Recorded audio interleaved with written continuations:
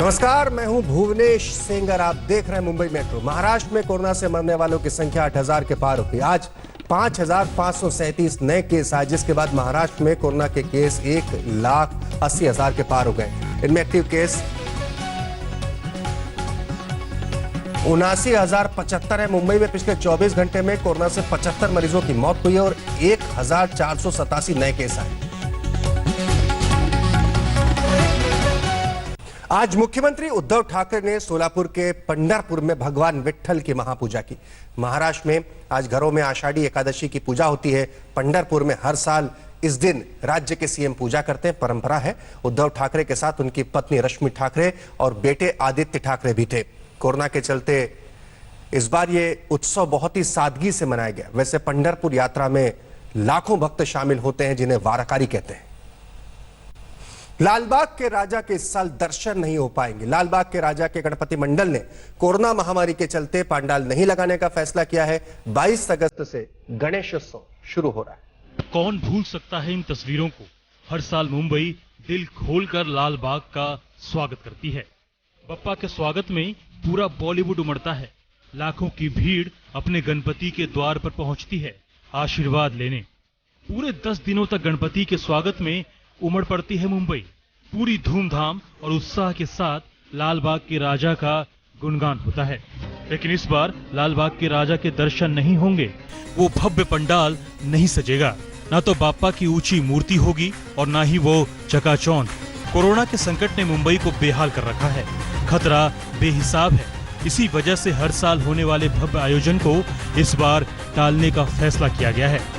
87 साल के इतिहास में ऐसा पहली बार होगा जब लाखों श्रद्धालु मायूस होंगे। इस साल गणेशोत्सव के दौरान लालबाग की इन गलियों में रौनक बिल्कुल नहीं रहेगी। सुनसानियत इन गलियों में पसरी रहेगी, क्योंकि एक महत्वपूर्ण फैसला लालबाग का राजा गणपति मंडल ने लिया है। और वो महत्वपूर्ण फैसला ये है कि इस साल कोविड-19 के खतरे को देखते हुए गणपति मूर्ति की स्थापना नहीं करी जाएगी। मुंबई में कोरोना ग्राफ पर काबू पाने के लिए सोशल डिस्टेंसिंग जरूरी है। ऐसे में चिंता थी कि अगर लालबाग के राजा का दरबार सजा तो श्रद्धालु खींचे चले आएंगे। ऐसे में खतरा बढ़ सकता है। लिहाजा मुख्यमंत्री उद्धव ठाकरे के आग्रह पर लालबाग के राजा के गणपति मंडल ने आयोजन को टालने का फैसला किया। एक एनुअल जनरल मीटिंग हुआ जो जूम ऐप पर हुआ और उसमें ऐसा निर्णय ले लिया है हम लोगों ने कोरोना के पार्श्वभूमि पर कि लालबाग के राजा की प्रतिष्ठापना इस साल में हम लोग करेंगे नहीं। मन्नतों के राजा माने जाते हैं लालबाग के राजा। माना जाता है कि जो इस दरबार में आता है वो निराश नहीं होता। सबकी कामना पूरी करते हैं लालबाग वाले लंबोदर। पूरे मुंबई की गहरी आस्था रही है। भरोसे की ही ताकत है कि लालबाग के राजा की ख्याति पूरे हिंदुस्तान और दुनिया तक में हो चली है। ऐसे में 22 अगस्त से शुरू हो रहे गणेश चतुर्थी में भले ही वो तस्वीरें ना दिखें, भले ही लालबाग का राजा का दरबार ना सजे, लालबाग के राजा भले ही यहाँ इस साल ना विराजें, लेकिन उनके आशीर्वाद से मुंबई अछूती नहीं रहेगी। लालबाग के राजा गणपति मंडल ने फैसला किया है कि कोरोना खतरे को देखते हुए इस बार 10 दिन ब्लड डोनेशन कैंप रखेंगे। प्लाज्मा डोनेशन कैंप आयोजित किया जाएगा। कोरोना से लड़ाई के लिए लालबाग का राजा गणपति मंडल 25 लाख रुपए मुख्यमंत्री राहत कोष में देगा। और सबसे अहम ये कि देश के जो 20 वीर सपूत गलवान में शहीद हुए, उनके परिवारों को बुलाकर सम्मानित करने की भी योजना है। महाखतरे को देखते हुए फैसला सराहनीय है। मुंबई को यकीन है कि इस साल कोरोना के खतरे से जोरदार लड़ाई लड़ेंगे और उसे हराएंगे, और फिर अगले साल लालबाग के राजा का स्वागत दोगुने उत्साह से करेंगे। पंकज उपाध्याय, मुंबई आज तक। मुंबई में जून के महीने के बिजली के बढ़े हुए बिल से आम लोगों से लेकर सेलिब्रिटीज तक परेशान है। अब बिजली के बढ़े हुए बिल को लेकर बॉम्बे हाईकोर्ट में एक PIL दायर की गई। मुंबई में जून महीने के बढ़े हुए बिजली के बिल ने आम लोग क्या सेलिब्रिटीज तक को झटका दे दिया है। तापसी पन्नू का बिल 3-4 हजार की जगह 36,000 रूपए पहुँच गया। एक्ट्रेस हुमा कुरैशी ने शिकायत की कि उनका बिजली का बिल सीधा 3,000 से 50,000 रूपए पर आ गया। मुलुंड के एक बिजनेसमैन का बिल जब सामान्य से 10 गुना ज्यादा आया तो उन्होंने कोर्ट जाने का फैसला किया और एक PIL डाल दी। जून महीने का जो MSEDCL ने इलेक्ट्रिसिटी बिल जो भेजा हुआ है, ये एक्चुअल कंजम्पशन से 10 गुना ज़्यादा आया हुआ है। अगर हम पूरे साल का महीने का अगर एवरेज ऑफ भी करते हैं तभी भी कभी कोई भी हालत से ये बिल जस्टिफाई नहीं हो पा रहा है। This PIL has been filed before the Honorable High Court of Bombay. We have requested the Honorable High Court to intervene in this matter and to direct all the major electricity providers to reduce the electricity bills which are exorbitant received by the consumers for the month of June. फिलहाल सरकार ने लोगों को थोड़ी राहत दी है। 1/3 अगर किसी ने भर दिया तो उनको भी हम बिजली कंटिन्यू हमारी चालू रहेंगी, 24 घंटा मिलेगी। उसके बावजूद जो लोग पहले बिल भर चुके हैं पूरा और अभी भी जो भर रहे हैं उनको 2% का हम स्लैब भी दे रहे हैं, वहाँ पे उनको डिस्काउंट दे रहे हैं। बिजली कंपनियों की बढ़े हुए बिजली के बिल की शिकायत पर यही सफाई है कि लॉकडाउन में लोगों के घर पर रहने, वर्क फ्रॉम होम और गर्मी के मौसम की वजह से बिल ज्यादा आया है। PIL में ये भी कहा गया है कि लॉकडाउन में काफी लोगों की कमाई नहीं हुई, ऐसे में कई गुना बढ़ा हुआ बिल उनकी मुश्किलें और बढ़ा रहा है। इसलिए कोर्ट जून महीने के बिजली के बिल के पेमेंट पर स्टे लगाए। विद्या, मुंबई, आज तक। यहां रुकेंगे एक छोटे से ब्रेक के लिए, फौरन हाजिर होंगे। आप बने रहिए हमारे साथ और देखते रहिए आज तक।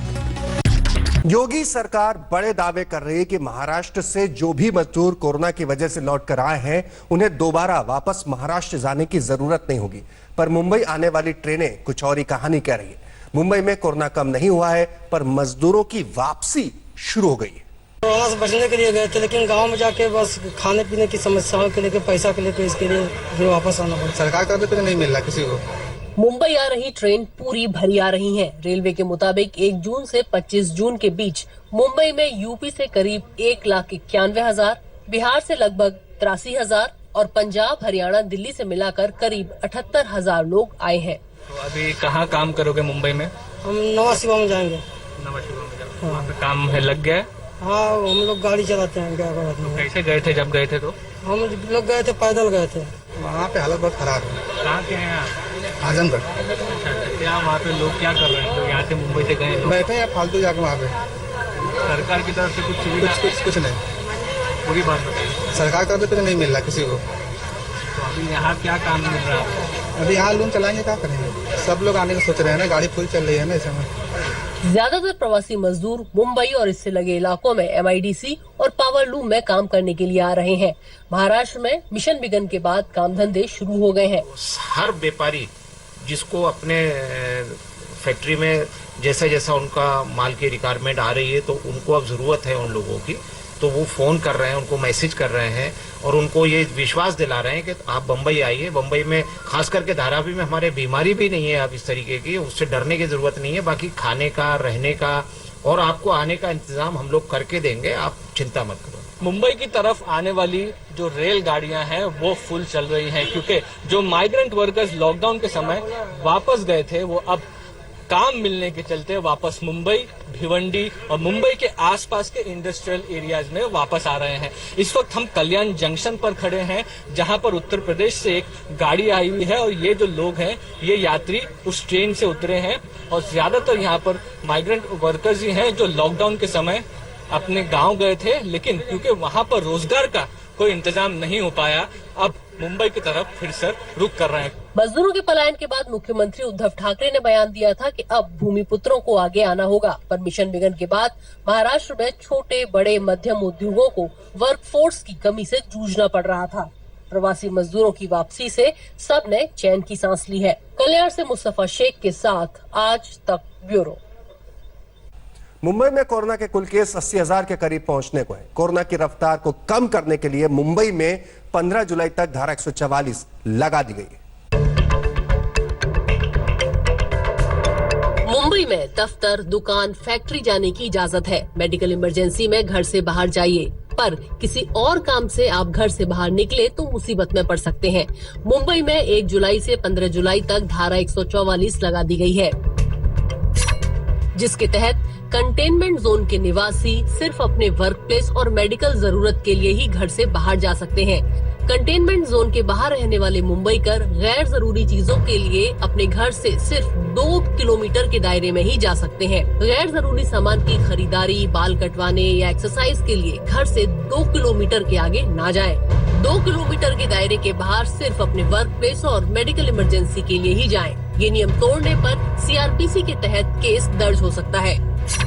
जो लोग एसेंशियल सर्विसेज में हैं, मेडिकल सर्विसेज में हैं या एग्जेम्प्टेड लिस्ट में हैं, उन्हें यहाँ पर मूवमेंट अलाउ की जाएगी। इसके अलावा बाहर के इलाकों में जो लोग हैं उन्हें सिर्फ पहले इशू की गई महाराष्ट्र सरकार के ऑर्डर तहत उनके घर के 2 किलोमीटर रेडियस के इलाके में ही शॉपिंग के लिए, सलून में जाने के लिए या फिजिकल एक्टिविटी के लिए, एक्सरसाइज के लिए जाना अलाउड है।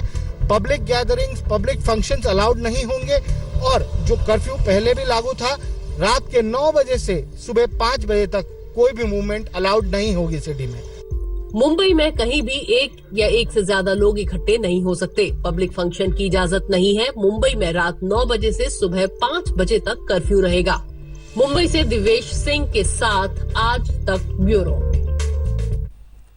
मुंबई मेट्रो में आज के लिए इतना ही। दीजिए इजाजत। तमाम खबरों के लिए आप बने रहिए हमारे साथ और देखते रहिए आज तक। नमस्कार, मैं हूं अंजना ओम कश्यप। हमें उम्मीद है ये वीडियो आपको पसंद आया होगा। लेटेस्ट खबरों के लिए यूं ही देखते रहिए आज तक और इस वीडियो के पसंद आने पर लाइक, शेयर एंड सब्सक्राइब करना ना भूलें।